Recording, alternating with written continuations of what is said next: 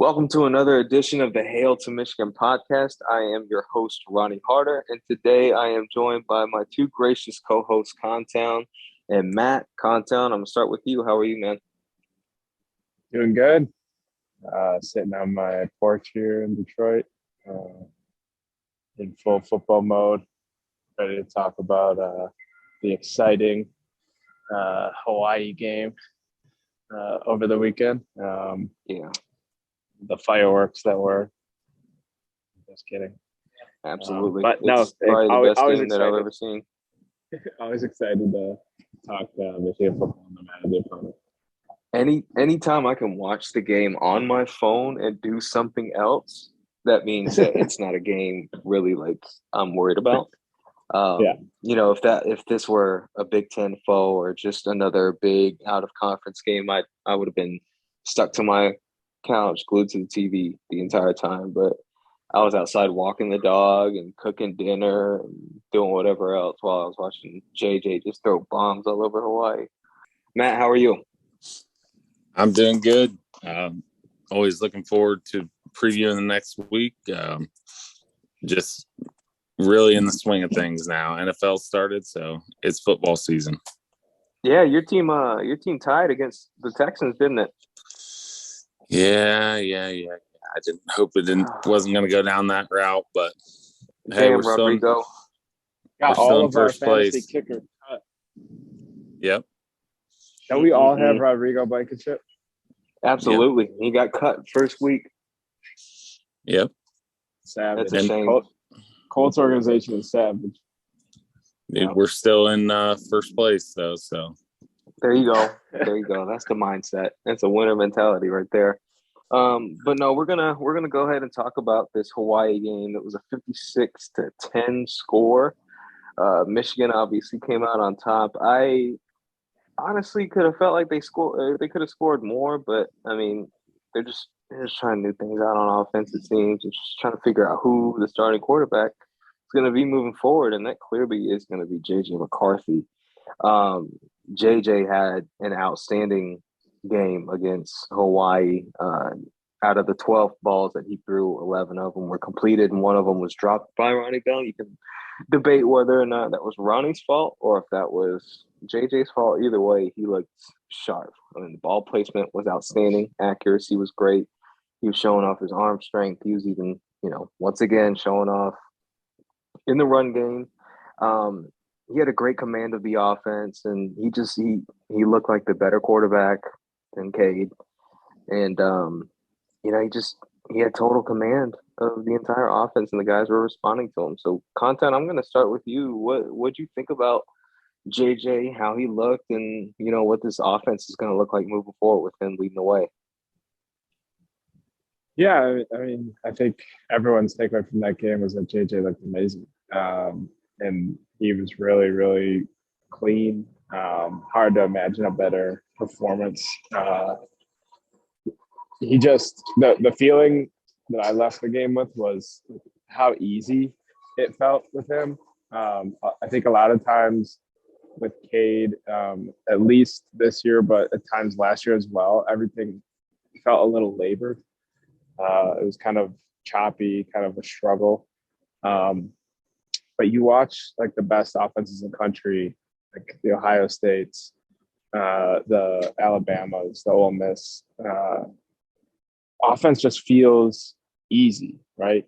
When you have a quarterback that can facilitate and dynamic players, dynamic skill players to get the ball to, offense should feel easy. And that's how Michigan's offense felt Saturday with JJ at the helm. He unlocks everything that you have in the playbook, every read option, every RPO. They've run a few of those RPOs now that are kind of an RPO with like the arrow screen to the tight end. But obviously there, JJ, he tucked one and ran against Contown State, and this weekend against Hawaii, he threw it to Eric All. But whole playbook's open. It just feels easy. It feels comfortable when JJ is in. The only thing I would say, and this is kind of like the most annoying, like, contrarian person, but a couple of years ago, I want to say it was the 2020 season, Graham Mertz opened the season against Illinois, and started 18 for 18 or something, 19 for 19.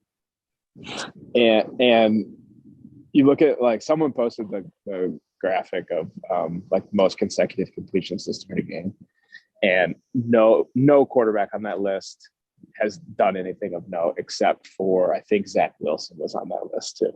But the top 20 people on that list are totally bombed out. So that doesn't mean that you're a bad quarterback. Thanks for jinxing us. Well, I'm saying it doesn't mean you're a bad quarterback, right? But it also, right. What it means is that's usually more about the defense. So I think JJ did look really, really good. I also think Hawaii is terrible. So he's clearly won the job. I'm super excited to watch the rest of the season with JJ running things. But also, I think Hawaii is really, really bad. Absolutely. Matt, what say you? Yeah, so I think I do think that is important to point out that, competition caveats, apply. But when just comparing the two that we have, and in the two games that we, two opponents that we faced, I saw Joel Klatt put it up. JJ has led 8 drives this year, and 7 of them ended in touchdowns. So yes, the competition wasn't great in either of the first 2 weeks, but he's doing exactly to that competition what they should be doing. And it's been more successful when he's been in than Cade. So I think, big picture competition caveats apply, but when it comes down to just the head-to-head battle between the two, Cade has had a lot of opportunity against similarly weak opponents and hasn't been as successful. So yeah, I was very impressed.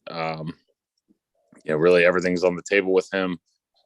One of the things I kept coming back to when trying to, sort through which guy it should be, which quarterback should be the starter, I kept coming back to even in what Michigan would typically prefer to do, the run the ball, JJ is the better option in the run game. Yeah. And so if it's even close in the pass game, you typically would go with that guy. And in this particular case, it seems as though the passing game is better with JJ as well. So seems like a no-brainer at this point. I think Cade will still be a valuable asset to the team. I think we're going to need him again at some point this year. And, you can't undo what happened last year. He was great for Michigan when they needed it most. And I think he'll be needed again this year. So, but for now, it's full speed ahead with JJ. When you say that they're going to need him later on this year, are you saying JJ might get hurt, or there just might be a game or a situation where JJ might not be feeling it, or maybe struggling, and Cade needs to come in and his experience and expertise and just having been there before would help out? I think either is possible, but I would say when I said it specifically, I was referring to a potential injury. For Michigan specifically, there's been nearly every year they've dealt with some type of quarterback, except for last year, really. I was going to say, I think last year is the only year under Harbaugh we got the quarterback to the end of the season healthy. Yeah, so I really think that that's a possibility, and he's going to have to stay locked in because I think they could need him again for that reason. So, and with JJ Moore as a runner, he's still pretty slight. So the potential there for injury is always worries you. I think he's a tough guy, and I think he's going to get better at getting down and things like that. But, with the run element, there's always that possibility of injuries. So are there any negatives that you would take away from his game, Contown, that, you kind of see now and you kind of think, that might come back to hurt Michigan in a game or just in a situation in the future? I'm not sure that I have a negative that is like something that is like a glaring flaw of his, or a kryptonite, if you will, that I noticed in this game. I think the one pass that has been very much dissected at this point, because it's like the only thing that didn't go right for him, the slant to Bell. That's probably an interception against the best teams on the schedule. Maybe at best, just an incompletion, a deflected ball. He tried to fit that into a really tight window. It was probably should have been a second window throw. I heard Al Borges note that it probably should have actually been thrown to a different receiver based on the all 22, which I have not seen. I haven't seen that. But so, that's a young kid with a big arm who trusts his arm. It was behind Bell. It was less behind Bell than, say, the crosser to Cornelius that Cade threw in week 1. Yes. Bell should have caught it. Yeah. It was not a still perfect catchable ball, but very catchable. Bell should have caught it. And also it was probably not a great decision. Other than that, I mean, again, I don't know how much you can extrapolate from. I think he threw 12 balls, one incompletion that was not a bad ball, but probably a window that you can't get away with against the best defenses. But I mean, there's not a lot of negative to take away from this game. There really is. Yeah, absolutely not. What about you, Matt? I think go ahead. Maybe Matt will say this. I'll take a seat here. Yeah, I think the one thing you always worry about with the young quarterback, and it's obviously not going to come out against Hawaii, but I think the thing you always worry about with that is the defense that tries to speed him up, shows him looks that he hasn't seen. Anytime the team is bringing heavy pressure, you always worry about that. And we haven't seen JJ have to necessarily sustain a drive under those circumstances against a good defense. I don't think that's known one way or the other. I don't think that's necessarily a big glaring weakness, but it's always something to consider moving forward. That you get, even Iowa's got a good defense, but they're pretty static. But you get an aggressive defense like a Michigan State or even Penn State in some years past that are going to throw a lot at them. There's always Indiana would be a good example of that. And Tom Allen does some pretty chaotic stuff defensively. So that's one thing you always worry about with a young quarterback. And like I said, I don't think it's necessarily a known flaw at this point. We just don't know one way or the other. When that happens, we'll see how he reacts. And usually he's, in last year, he was coming in for a play here, play there, So, and typically it was a run heavy package when he was in last year. So to be able to execute the whole offense when, all the live bullets are flying is always a concern with a young quarterback. So I think that'll be something to monitor. And I think, I think he'll probably handle it fine, but, we'll have to see. Yeah, I agree. The other thing I was going to say, note was I think we burned a timeout because we were misaligned pre-snap, and JJ was kind of trying to direct traffic there, but we remained. The coaches were not satisfied. What was the issue with that? Of things. So I couldn't tell you without being down there. But I think that's probably something Cade gets correct. I mean, that seems like the last real advantage he had over JJ would be, getting people in the right spots pre-snap. And that did happen with Cade at times last year too. It happens with in the NFL, but more so in college when the plays are being signaled in. That can be a receiver missing the play call. It can be an alignment issue for like a tight end or a back.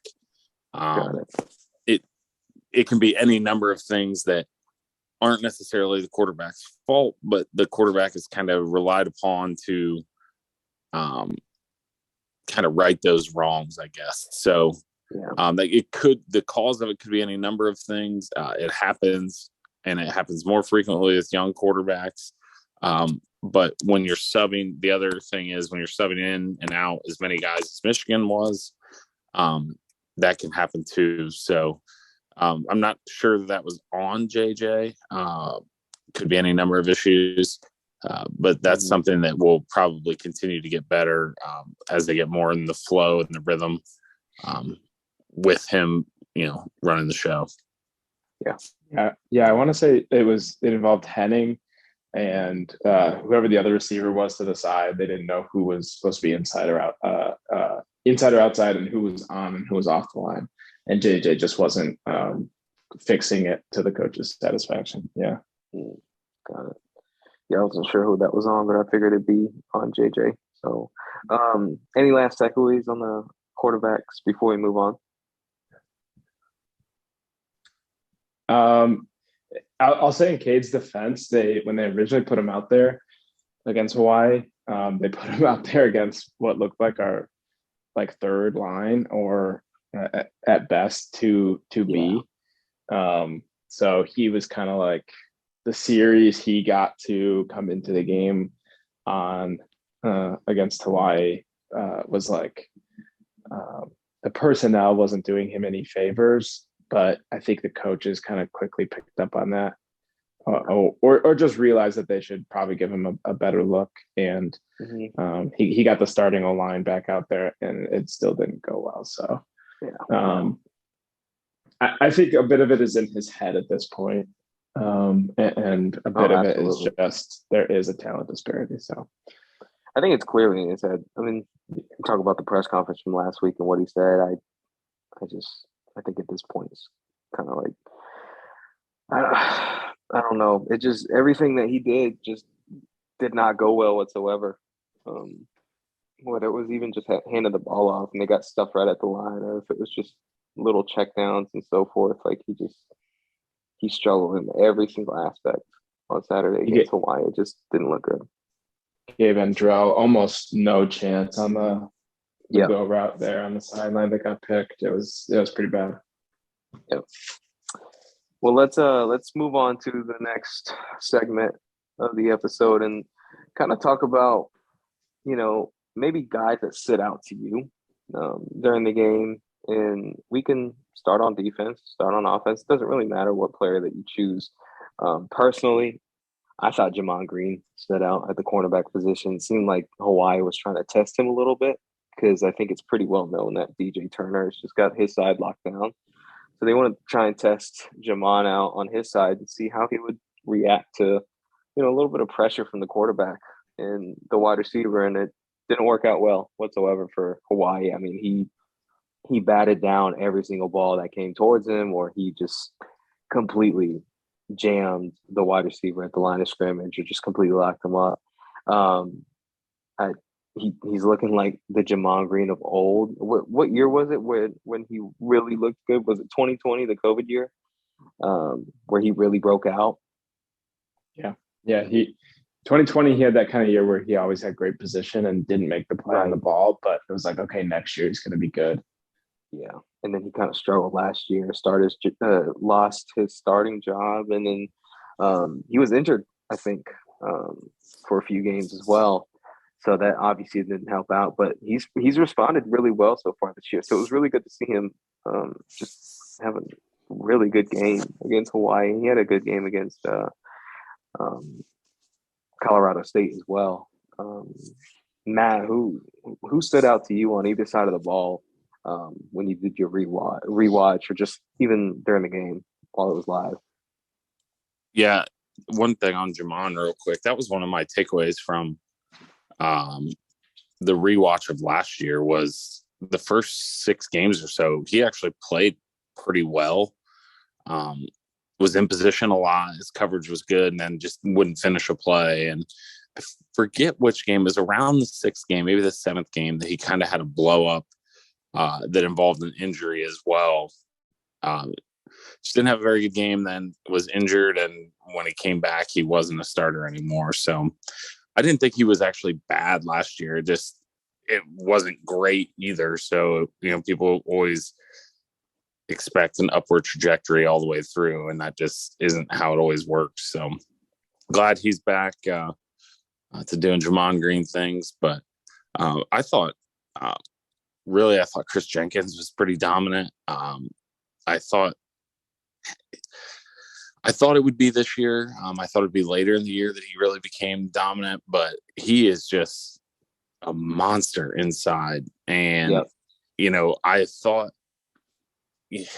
it was a little risky because he had played more of that kind of end role in their 3-man front. And then, typically we moved the guy that was in the tackle role, Hinton, inside on nickel. So I thought it was a little bit risky, but after seeing him play, he is plenty strong enough and plenty heavy enough to hold his own in there in nickel. So I thought he was very good defensively. I thought Corum's performance got a little bit lost in the JJ discussion. He ran for nearly 10 yards of carry. I believe it was 9.8. And didn't have a lot of carries, but was pretty effective throughout the game. So those are the two guys that come to mind for me. First thought, Blake Corum I thought played well, and he's been good. It's not really all that surprising, but and then Jenkins has really ascended even faster than I expected, and I had pretty high expectations for him personally. So both of those guys really stood out to me. What about you, Contown? Yeah, I would actually stay on the D line and say Mike Morris and Mason Graham. I thought kind of second really good game here for Mike Morris.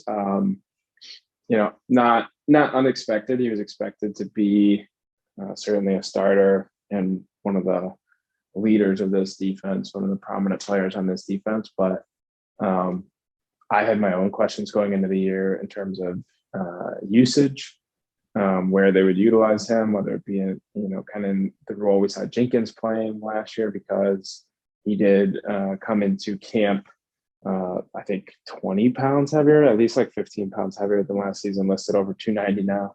But he's proving, yeah, and he kind of has always seemed to have a build of a hand in the dirt guy, but he's proven to be really effective standing up. He seems agile enough to play standing up. And that's the most surprising part to me. Yeah, he's 292 and he looks so fluid off the edge. I don't understand it. He covered the one screen against Colorado State and made the tackle. Yes, he didn't look as twitchy as Aiden Hutchinson, but there are a lot of people playing football at a high level that aren't as twitchy as Aiden Hutchinson. He seems to be effective enough, or adequate in space, I would say, and obviously super effective against the run and rushing the passer. I think he's doing it all right now. For any assessment in the non-con, you have to sprinkle in the opponent strength caveats, but he looks really good and certainly a leader on this team. And then Mason Graham. I thought Mason Graham was good for sure. A lot of push up the middle. Yeah, against I thought Mason Graham was good against Colorado State, but I think he was even better against Hawaii. He was felt in this game. He threw one dude on his ass. And last week he walked the center back into the quarterback's lap against Colorado State. He got up and swatted a pass, not like matched hands and got a finger on it. He got air and swatted it like Hunter Dickinson. He just looks so athletic for being over 310 pounds. That was a stunt. Yeah. So he was coming from like a 3 Yep. and looped out to the C gap. And I don't know if they were like sprinting the quarterback. I can't remember if they were rolling the pocket, but like loops to the C gap and has the awareness, okay, ball's coming out, like gets C gap leverage and then gets his vertical leap. I mean, it was really pretty. So Mason Graham, eating double teams, pushing dudes back. He looks ready to go. Certainly a unicorn as far as freshman D linemen go. Yeah, I would agree with that. Any other players or anything else that stood out during this game? I mean, there's not much to talk about, man. We got to take into account that Hawaii is just they might be the worst team in the FBS, honestly. They're just awful. One thing I wanted to kind of pay more attention to, and I haven't noticed as much on the rewatch, kind of the rotations on the back end. I was a little bit, coming into the year, I was wondering a little bit, if Sanders still wasn't going to be good enough at the nickel role, if they'd have to move a safety down. And I thought, with the buzz Makari Page was getting that they certainly were going to be able to play a 3 safety defense. And it seems like they've been able to do both. Seems like they've been able to play Moten and Rod Moore with the 2 corners and Sanders still. And then they've played a little bit of 3 safety look with Moore coming down, sometimes Moten coming down, and inserting Makari Page. So, I thought it was going to have to be one or the other, and just one way would perform better than the other. But it seems like they've been able to do both, which gives them even more versatility. Because last year they really it was the nickel scheme or the nickel personnel, which was moving Dax down to nickel and having 2 safeties. And then they would play the 3-4 where they'd remove one of the safeties and just move Dax back to safety. And, they had a little bit of different personnel on like a rushman package. But other than that, it was really about those 3. There were a few others here and there, but this year it seems like they've been able to mix and match personnel a bunch on defense. So I think that some of those rotations will be pared down a little bit as they get into conference play, but seeing that they're able to do a lot and that guys are really picking it up, it truly does feel like year 2 in this scheme. There doesn't seem to be many blown assignments, and I think that's big that they look comfortable in the scheme and they look versatile. So that's a huge advantage to be able to play with defensively. What do you guys think of Makari Page so far and how he's bounced back from really just an off year from last year? I think he's been good. Good. Yeah. He looks confident in coverage.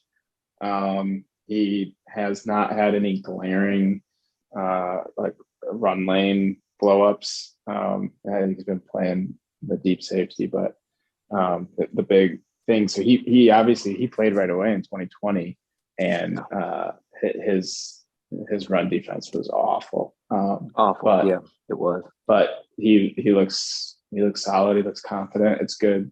I think it's good, especially for him. Some of these new guys, there's actually a benefit, I think, to having such a poor strength of non-conference schedule. Easy success in like your first snaps on a college football field for guys who have the talent is pretty important.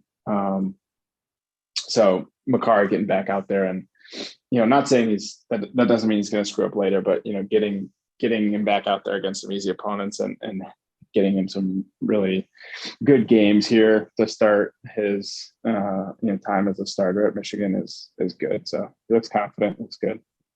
Yep. He looks thicker too than what he did as a freshman and even last year, which was always going to be important for him, gaining a little bit of weight, being a little bit more physical. And I think Moten too, like some of Moten's run fits last year were not very good. And he seems to be a little bit of an eraser there in the back end for, at least the way it appears now. So he looked good covering that one crossing route Hawaii tried to do early in the game. Moten did. Yeah, he worries me a little bit against better competition. That he's a little bit trailing there, but so no matter how many times fans complain about crossing routes in Michigan Stadium, like sometimes the offense gets a good play and like gets you in a bad matchup. Like that's part of playing offense too. So I mean, there's plenty of those from Ohio State against Michigan last year. So they still won. So being able to make those plays despite being in bad position or limit them to, a catch and a minimal gain after the catch, like sometimes that's going to happen. And I think that's really improved with this defensive scheme overall, just limiting the big plays after the catch has been a big strength. I'll also call out the other number 7 from West Bloomfield. He didn't have as many touches this week on the ground, but there was one counter where Ronnie, you sent us the video off air here, but I noticed it too live. Like last week, I made it a point to mention Donovan being a little impatient in the counter game, and this week he got a counter and was.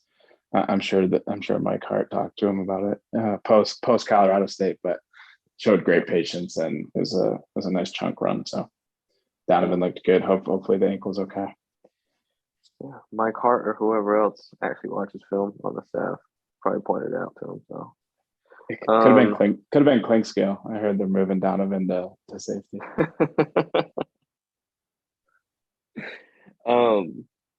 Well, if there's nothing else on Hawaii, let's move on to a preview of the UConn game. It's the UConn and the Fighting Jim Moores. Is it Jim Moore Jr.? It is Jim Moore Jr. He's junior, right? Okay. Yeah, former UCLA coach. Seniors playoffs. That's right. Okay. I'm not old enough for that. So sorry. Matt's coach. Matt's boy. Oh, yeah. That's right. Yeah, they're 1-2 so far this year. Their only win against Central Connecticut or something like that. Like last week or the week before, I can't remember. They got bludgeoned by Syracuse this past weekend, and they took the L against Utah State a couple weeks back on week 0. Their starting quarterback got hurt like within the first few plays in the beginning of the year. Taquan Roberson. Transfer from Penn State. I don't know if you guys remember him from the Iowa game last year after Sean Clifford got hurt, but it was an absolute disaster. Zion Turner's the starter there now, and they've got actually a really good running back in Nate Carter, averaging 6.5 yards per carry. Looked really good against Utah State to start out the game. They've also got another right tackle, Lunt, who's on some draft boards for some teams in the 23 NFL draft. So, but other than that, it should be another game where Michigan covers or, is close to covering. So, Contown, I'm going to start with you. What are some things that you're going to look for from this game? So this week, Jim said that the starters are going to get a little bit of more run. They want to increase the snap percentage for the starters. So the personnel has been a little choppy. So I think it's a smart move by Jim and the staff to give the ones a little extra time out there to gel, especially on the O-line. I think the O-line was a little better against Hawaii than against Colorado State, and specifically Trenty Jones played a little bit better, and Ryan Hayes was back. We'll see if Barnhart comes back this week, but I think the thing I'm watching against another bottom feeder in FBS here is can everyone kind of take the next step as a unit? The newer guys playing higher snap counts, the things that we've seen. Because it's been a quick hook, right? Like the starters have had a quick hook in these last 2 games. Yeah. So the flashes, the good things that we've seen, is that translatable? Is that projectable as the snap count increases? And JJ, can JJ repeat? I don't expect him to complete over 90% of his passes over, many more reps. But, can he continue to look to be that level of a player? Or was the Hawaii game kind of a Mertz level thing where it's just the defense was so bad? I don't think it's that. But how does he, as JJ gets more reps as an individual, how does he project? Matt, what about you? Yeah, I'll kind of go to the other. Well, I guess focus more on UConn's defense here for a second. I was looking up some stuff about them before, and they play a lot of 3-3-5. It looks like, but they're listed as a base 3-4. And their front line is 250, 290, and 260. In a 3-man front with a 215-pound inside linebacker. Oh no. So I would guess that we're probably going to see some pretty run-heavy action early, even without Donovan. I just think there's going to be a little bit of a paving going on the interior of the line. So something to watch for. Going to have some fun. Yeah.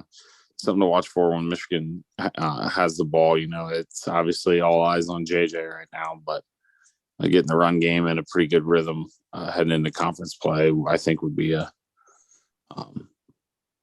they had a really, really good production in the first game. I'm not sure what their total rushing yardage was against Hawaii. It was pretty high again, but 268. But continuing that trend and keeping the run game,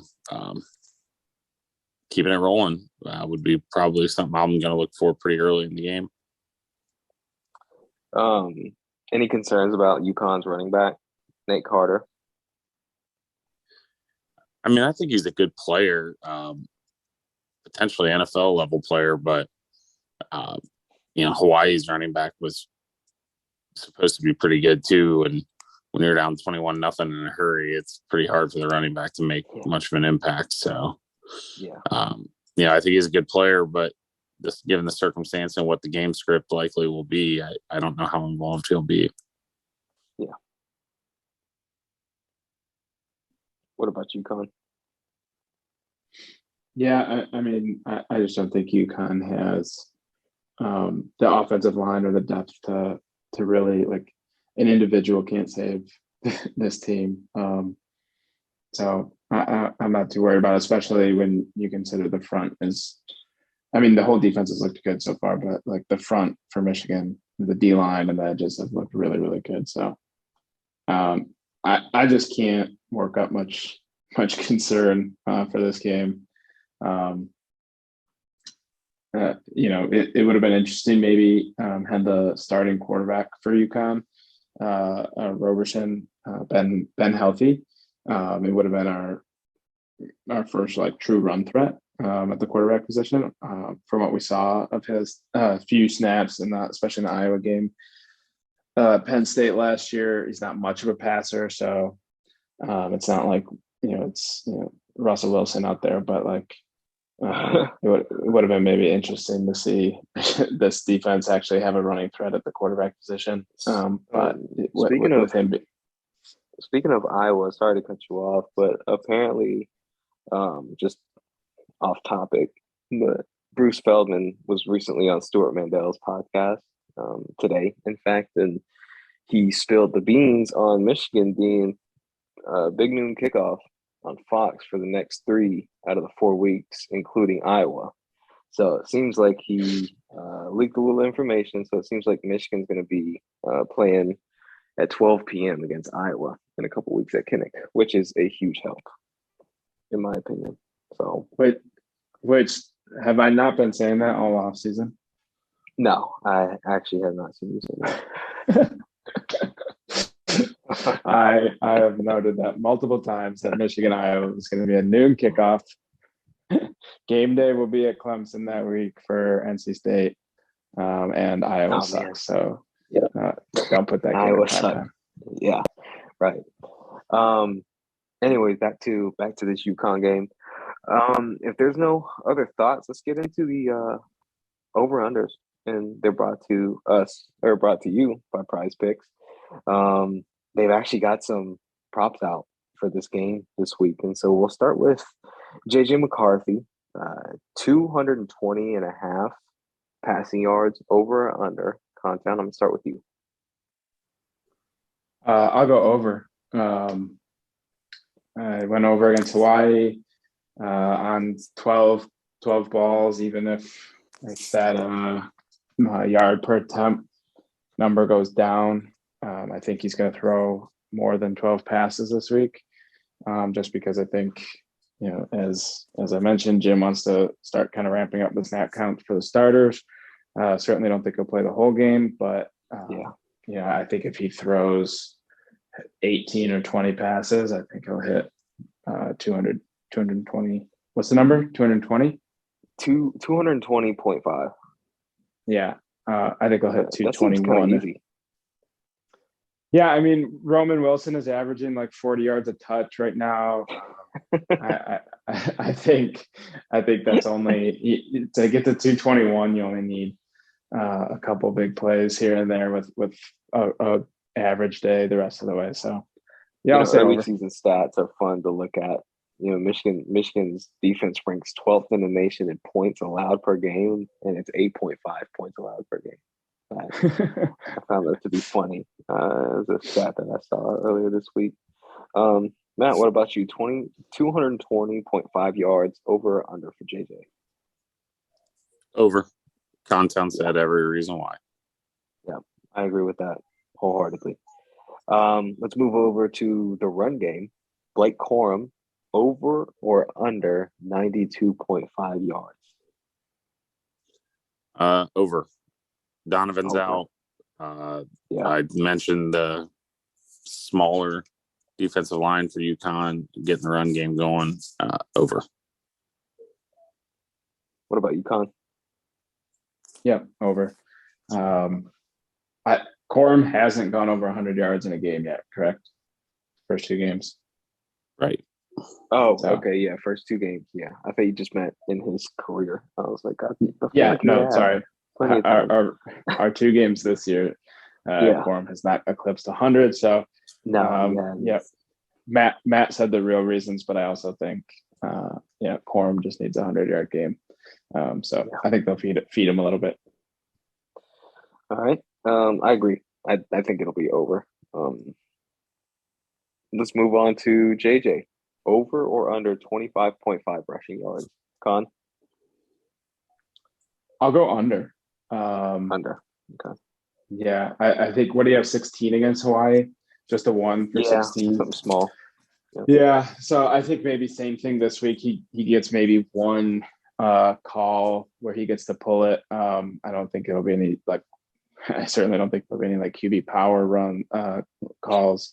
But maybe one or two scrambles this week. But I think with the increased snap count, they'll probably not look to run JJ too much against UConn with Big Ten play starting next week. So I'll go under.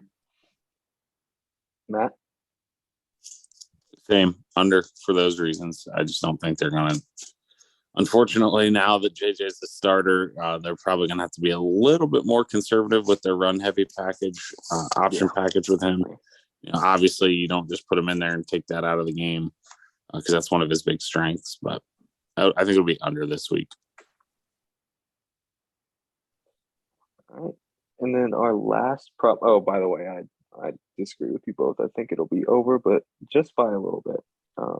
I think he also hasn't been sacked yet. That's true. Yeah. I think he'll break out just one big run. I don't know, if it'll be more than just 30 yards or something crazy, but I think it'll be over 25.5. Let's move on to the last prop, and that's Ronnie Bell, over or under 79.5 receiving yards. Con? I'm going to go over. I think Ronnie's going to break a big one this week. Kind of a choppy start. It's weird. I didn't expect Ronnie to be in peak form coming back from his injury to start the year. And it seems like he has. I mean, he had a ton of hype about how great of a camp he had started and has looked good, but has also had some uncharacteristic drops, had a fumble. So it's been kind of an up and down off season here for Ronnie for football reasons, but I think he'll, knock the rest off. I think he'll break a big play this week. Yeah. Matt? Yeah, I think I'm going to say under just because I think maybe Cornelius or Andrell will get a little bit more run. They haven't really targeted Andrell too much. And the tight ends have been kind of low in the target category as well. So I think they're going to try to spread the ball around a little bit. So I'll say under. Yep. I agree with you, Matt. I think it's going to be under. I think he'll have a better game, but cowards. Look, we're trying to be different, okay? I think they'll just spread the ball around. I think they're going to run a little bit more than they will pass this weekend. So I'm gonna go under on that. Final segment, score predictions. Con, what do you think? I'm gonna say 66 to Jesus Christ. 10. 66 to 10. Not so much. I just kind of think Jim's going to leave the starters in a little bit more. And the only reason we haven't hit 60 yet is because we've played like the third stringers like before halftime.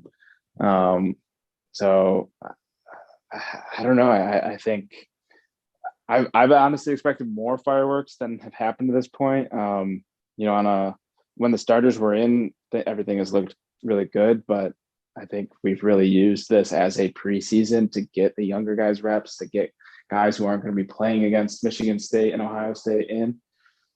So I think this will probably end up being the most lopsided of these really weak opponent non-conference games. So say 66. You want more fireworks? More fireworks. More points. 53 points per game ain't good enough. Whoever wants less fireworks. I want more carnage. I want Jim Moore to pay for his sins. More cowbell. All right, Matt, let's get your score prediction. 59-7.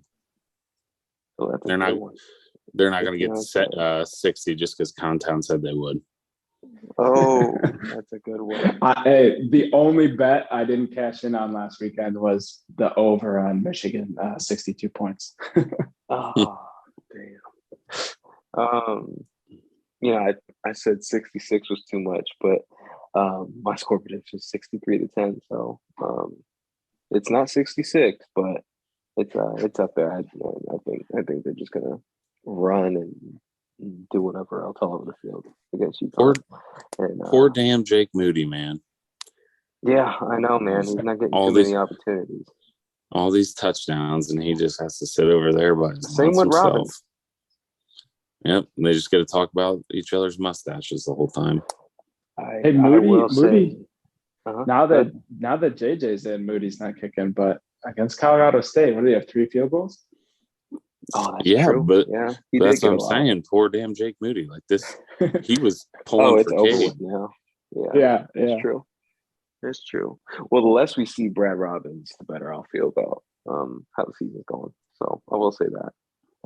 This isn't Iowa where we're just trying to look for the punter all the time because that's the only positive thing about the whole team. Yeah, we want we want the punter to be good, but rarely is. That's the goal. But yeah, we don't want to be like Iowa where it's just like, oh yeah, here comes the special teams unit. I can't wait to see where this punt goes. It'd be like the Bills and the punters just at the concession stand at halftime. I didn't know where that joke was going. Unfortunately, Brad Robbins is running his pin cancer deep charity. So the better the offense gets, the less money goes to cancer. So might need to spike a drive here too once we get the games under wraps. Listen, if he doesn't make any money for cancer at the end of the year because Michigan's offense was so awesome, Harbaugh will donate the money to him. Oh, absolutely. He'll absolutely do that. Yeah. It's gonna be good. Well, that does it for this episode of the Hail to Michigan podcast. I'm your host, Ronnie Harder, and I was joined today by Contown and Matt. You can listen to this episode on Apple, Spotify, YouTube, wherever you get your podcast. Just be sure to rate us, review us, whatever. Download the podcast, do whatever you want. Just say something good about it. But until next time, until next time, and as always, go Blue.